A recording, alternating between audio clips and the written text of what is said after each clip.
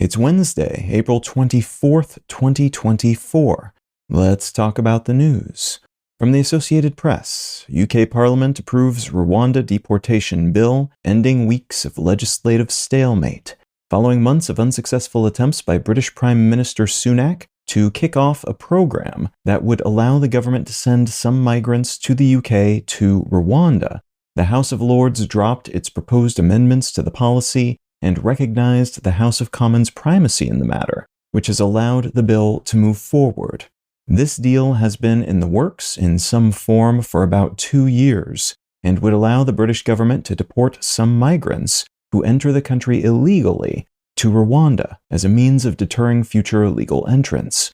This new legislation was formulated in response to a Supreme Court ruling on an earlier iteration of the bill, which said it's illegal to deport migrants in this way because the government cannot guarantee the safety of the people shipped off to Rwanda. A new treaty with the Rwandan government would seem to address these concerns, and now that the House of Lords has removed itself as a barrier, lawsuits brought by migrants are the last remaining threat to this policy.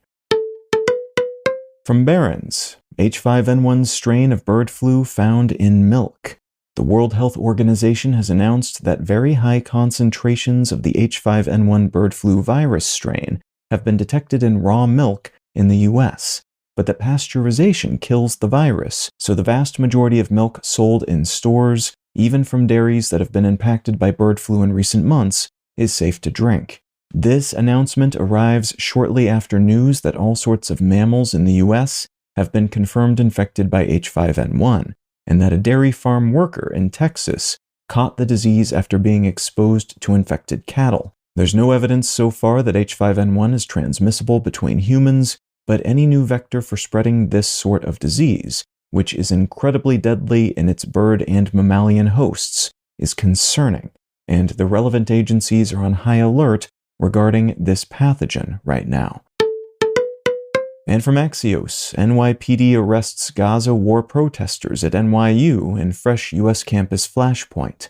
Multiple people have been arrested by police following protests at NYU's campus Monday night, which follows similar protests and arrests at campuses across the U.S., including Yale and Columbia University. Most of these protests are focused on Israel's ongoing invasion of the Gaza Strip, and protesters are generally demanding that their schools divest from weapons manufacturers and Israel-based entities that might be funding or otherwise supporting this invasion.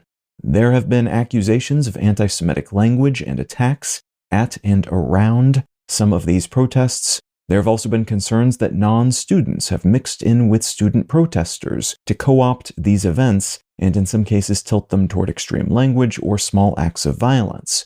And many teachers and students have criticized the folks running these universities for calling the police to break up these protests, in some cases punishing students for protesting, even to the point of booting them from the university, all of which has created a firestorm of accusations and anger and the emergence of more protests at these and other educational institutions.